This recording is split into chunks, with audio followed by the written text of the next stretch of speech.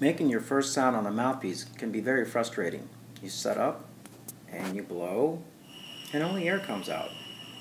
Well, I thought I'd said it right. I took a good breath, set up, breathe, blow. It's a good steady stream of air, but this thing must be broken.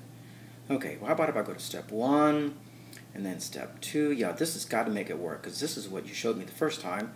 And I place it on my face, I take a breath, and well, there's that good air, but nothing's happening. Well, here's the secret. Place it and get your finger out in front of you. This is the secret.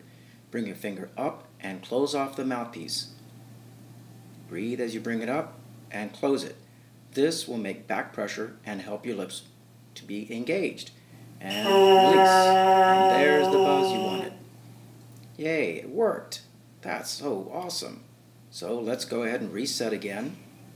And breathe in and blow. Chase your finger away with a good steady stream of air making a buzz.